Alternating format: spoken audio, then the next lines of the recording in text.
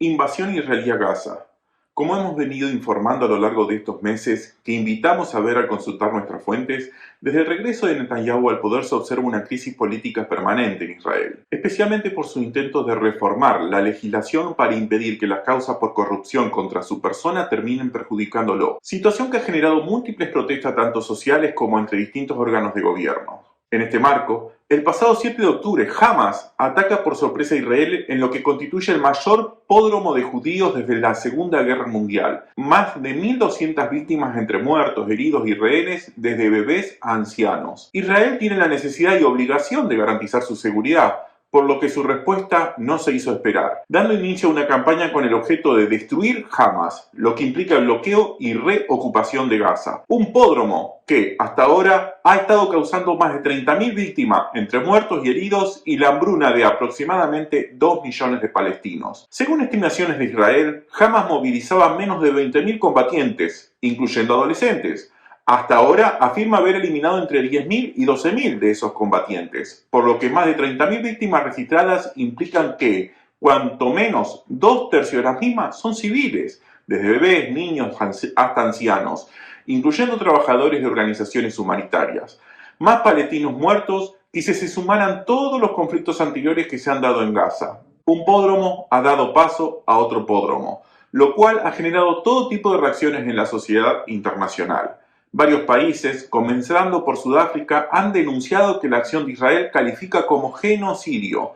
Han presentado reclamaciones ante la Corte Penal Internacional e interrumpido sus relaciones diplomáticas y, en el caso de Turquía, también comerciales. La Corte Penal Internacional ha tomado el caso y las investigaciones preliminares indican que, efectivamente, se puede estar en presencia de un genocidio y se ha abrogado la jurisdicción en el caso. Ha pedido a Israel tomar medidas para proteger la población civil, pero no parece observarse mejoras en esto. Por primera vez, funcionarios de Israel están amenazados de ser sometidos a tribunales internacionales por delitos de lesa humanidad. La respuesta del gobierno de Israel se ha caracterizado por acusar de antisemitismo a todos los que emiten estas acusaciones, incluyendo a los países denunciantes, los países que interrumpen relaciones diplomáticas y básicamente cualquier país o grupo que acuse a Israel de estar llevando a cabo un genocidio. Israel agrega que esto no es una guerra de invasión, sino que está en juego la propia supervivencia del Estado de Israel. Una percepción de seguridad discutible en vista de lo que se observa en el terreno. ¿Está en juego la supervivencia del Estado de Israel?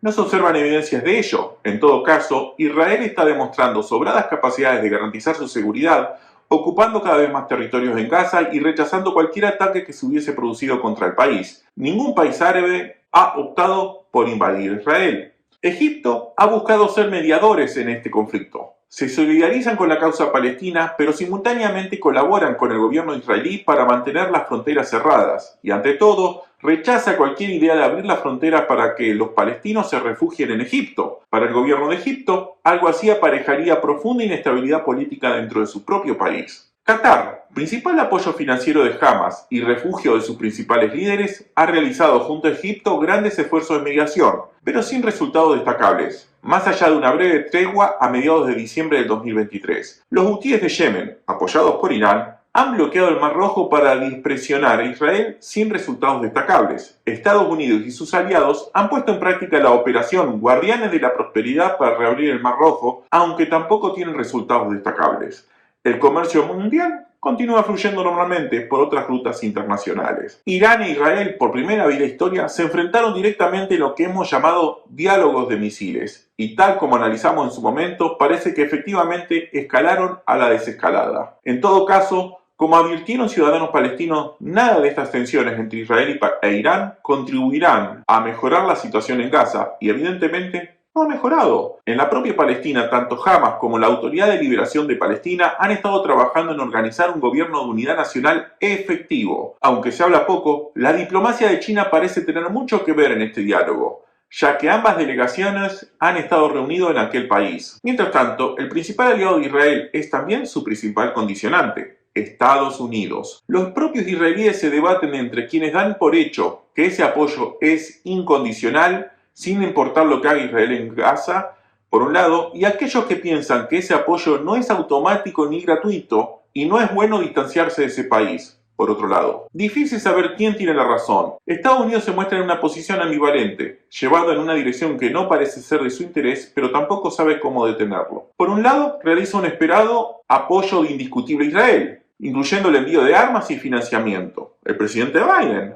ha expresado claramente el apoyo incuestionable a Israel frente al antisemitismo. Incluso ha tomado nota de denuncias sobre supuesto antisemitismo en escuelas primarias y universitarias de Estados Unidos. Pero el gobierno de Estados Unidos también ha tomado nota de supuestos abusos de parte israelíes, incluyendo, por primera vez en la historia, sanciones contra ciudadanos y funcionarios israelíes que violarían derechos humanos en Cisjordania. Está aplicando sanciones contra un batallón israelí acusado de extremismo y suspendieron los envíos de bombas a Israel, y están considerando ampliar las restricciones contra Israel. Estados Unidos a la vez ha estado enviando armas y financiamientos para Israel y rechazando la idea de reconocer a Palestina como Estado. También han estado construyendo un puerto y avanzando en la provisión de alimentos para la población palestina. Aunque el ritmo de las obras parece ser demasiado lento y, para muchos de los hambrientos palestinos, quizás termine llegando demasiado tarde. En el Congreso, tanto republicanos como demócratas han establecido preocupación de que se esté utilizando ayuda estadounidense en la ocupación de Gaza, obligando a una investigación que podría aparejar la suspensión de la ayuda estadounidense en las próximas semanas. Divisiones dentro del gobierno de Estados Unidos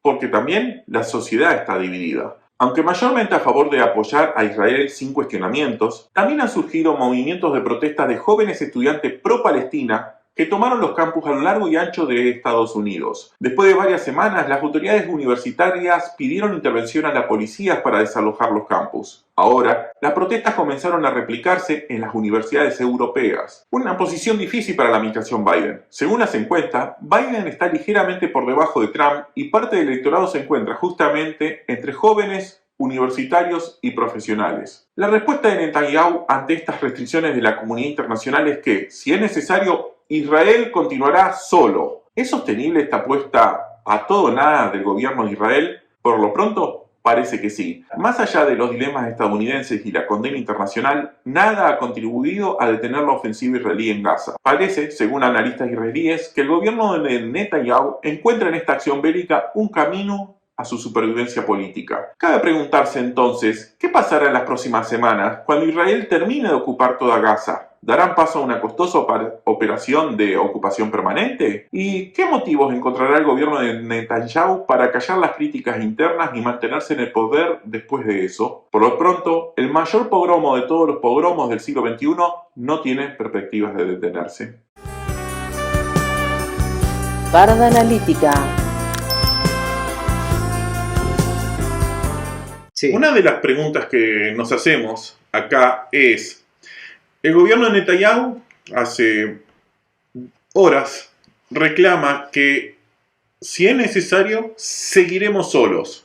Es decir, que si todo el mundo, porque está sufriendo un importante aislamiento internacional o una importante condena internacional, pero incluso de sus aliados, como Estados Unidos está evaluando bloquearlo, la pregunta es, o aplicar sanciones, le pide que frene, pero no lo hace porque Estados Unidos tiene una situación ambivalente. La respuesta de Netanyahu es: si es necesario, seguiremos solos. Y la pregunta que nos podemos hacer ¿es sustentable eso? ¿Es sustentable para Israel seguir solo, por más que tenga la oposición del mundo? Sí, la oposición del mundo, y yo lo que más pensaba cuando reflexionaba sobre esto de seguir solo,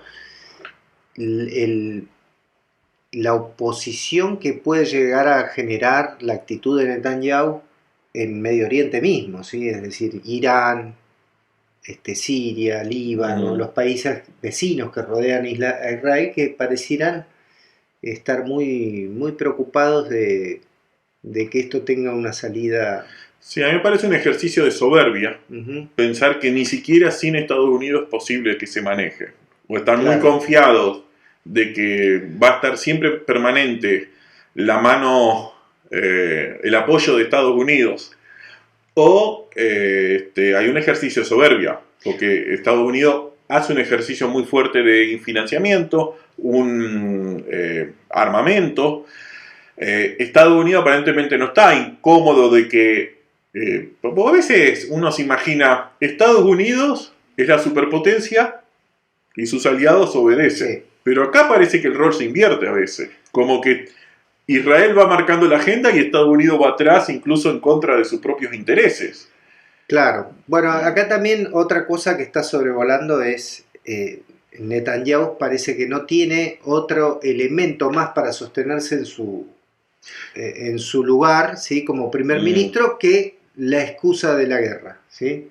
Es decir, y yo, por lo menos esto es una opinión personal, creo que se ha montado sobre esto de, bueno, vamos a recuperar a nuestros ciudadanos secuestrados, cosa que nunca sucedió, para avanzar hacia algo todavía más determinante, que es directamente arrasar con todo lo que queda de Gaza, ¿no? Sí, es muy fuerte porque he dicho, el objetivo es destruir Hamas. Es factible destruir Hamas. En la administración anterior de Netanyahu, ellos atacaron el Líbano con el objetivo de destruir a Hezbollah. Sí. Y no pudieron destruir Hezbollah. Dañaron mucho. Después se fue Netanyahu, ahora está de regreso. En este caso, su objetivo es destruir Hamas, eso dice. Pero en la práctica, dos tercios de los fallecidos son civiles. Claro, por eso. El resto está pasando por hambruna. Dicen, según ellos, que ya eliminaron entre 10 y 12 mil combatientes. Por lo tanto, todavía queda la otra mitad de combatientes. ¿Qué tipo de misión? Porque ya están terminando de ocupar todo Gaza y establecer una ocupación. ¿Qué tipo de escenario viene a partir de ahora? Lo hemos conversado otras veces, incluso la Corte Internacional de Justicia se ha manifestado, se ha pronunciado sobre esto. Es decir, vos para combatir a Hamas no podés bombardear un hospital, no podés bombardear barrios civiles, no podés bombardear escuelas. Digo, ¿qué es lo que se está haciendo en materia de bombardeo y agresión técnica militar? ¿Sí? Pero después se ha cortado suministro de agua, suministro de cualquier tipo de provisiones. Me parece realmente escabroso todo lo que está sucediendo, ¿sí?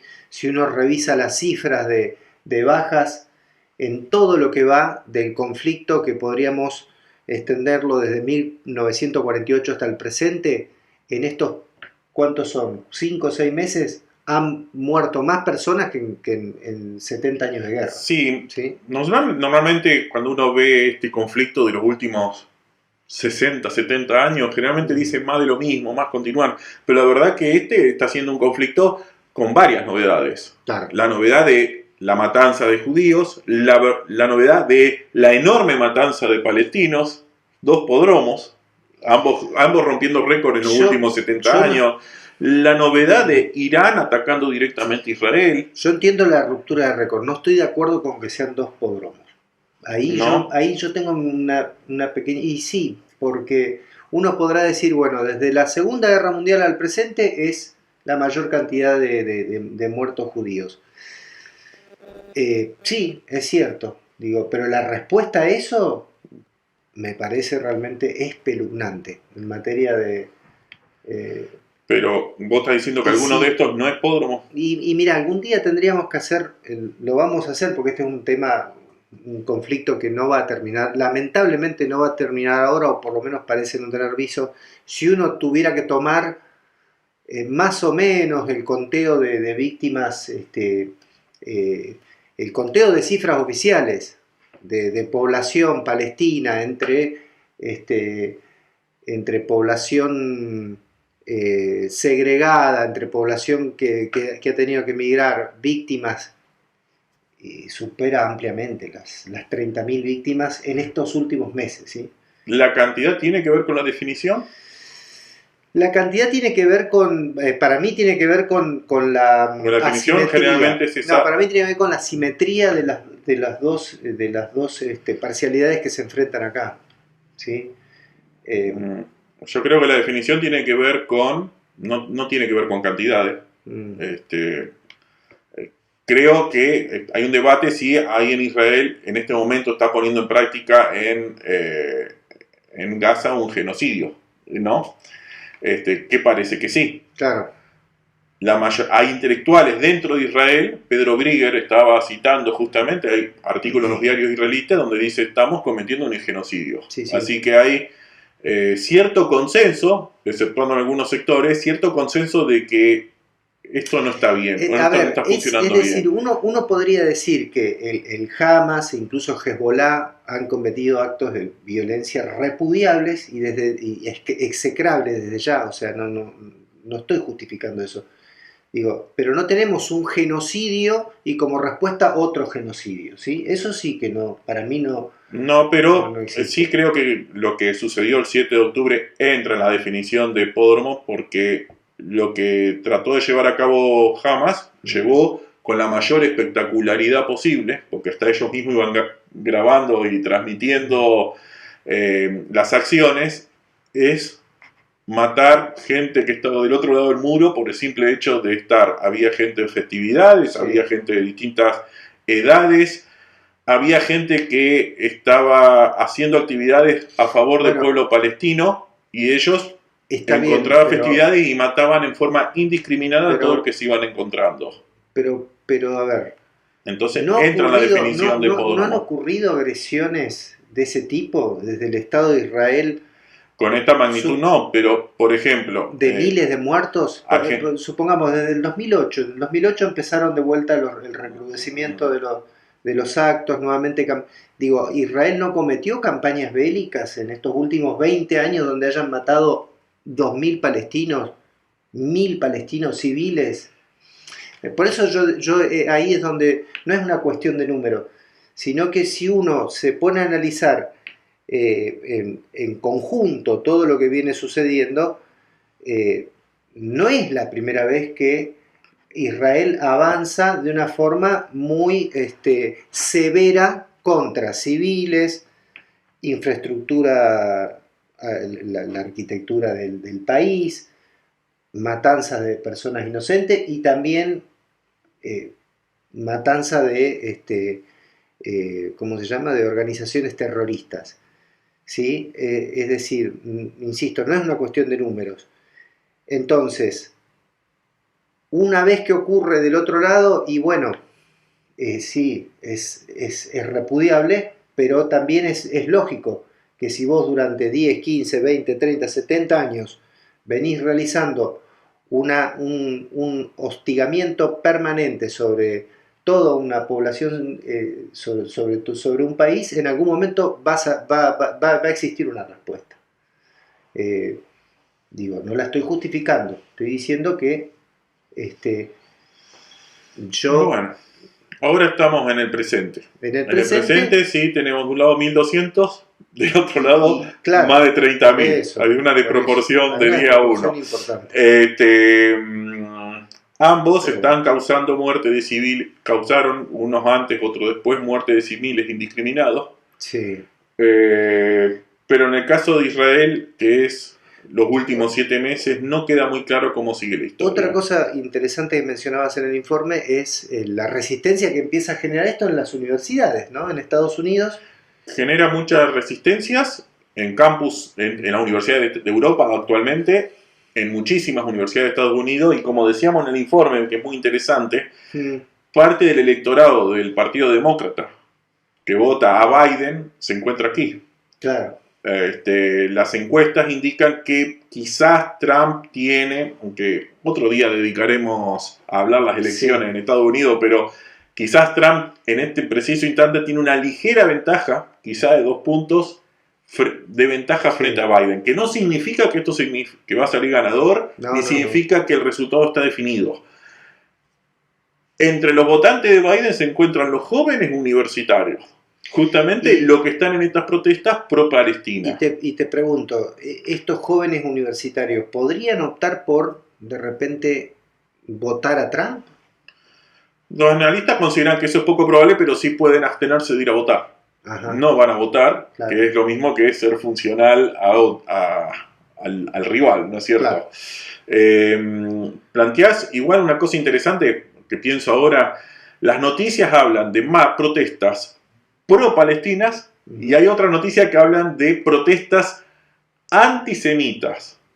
Ajá. Depende del noticiero, califican de un lado o del otro. Claro. Las agrupaciones, vos lees los carteles y dicen defender Palestina.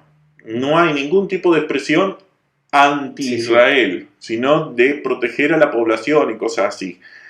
Pero hay una tendencia a generalizar a toda la crítica que sea contra Israel como antisemita.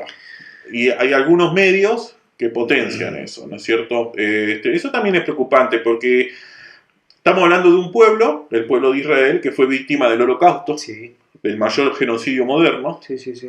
Y esto se transforma en una especie de dificultad de cómo tratar a un pueblo que fue víctima de un genocidio y de golpe y porrazo se están transformando en victimarios, llevando a cabo un genocidio. No es posible hacer crítica al Estado de Israel sin que automáticamente se te califique como antisemita. Bueno, vos recién citabas a Pedro Brigger, ¿no? Pedro Brigger justamente sostiene que existe un chantaje con respecto a esta... no digo que no haya expresiones antisemitas, las hay, pero muchas veces se utiliza en forma de chantaje. Incluso me acuerdo haber leído de Pedro Brigger en un libro que después podríamos recomendar, hay un libro muy interesante de Brigger que se llama 100 preguntas y respuestas sobre el conflicto palestino-israelí. Él menciona el caso de no me acuerdo concretamente en qué momento histórico, creo que en los 80, ¿sí? A fines de los 80, el presidente de la ONU era un sudafricano judío. Tuvo en algún momento una expresión, promovió una sanción contra el Estado de Israel en el calor del conflicto y lo acusaron el Estado de Israel lo acusó de antisemita, es decir, a un judío sudafricano, ¿sí? Es decir, no se salvan del antisemitismo ni siquiera las personas que son creyentes de ese credo, ¿no? A Gustavo Beltrán, que nos comenta: hay que tener cuidado en los análisis porque si no caemos en una especie de teoría de los dos demonios. Claro, bueno, por eso justamente yo, un poco esto es lo que estábamos charlando con Enrique, ¿no? O sea, por eso yo digo, o sea, si ponemos en el fiel de la balanza los 70 años de lo que ha sido el conflicto, lo que yo observo es una guerra completamente asimétrica desde 1948 hasta el presente, en donde hay más víctimas de un lado que del otro. Parda Analítica.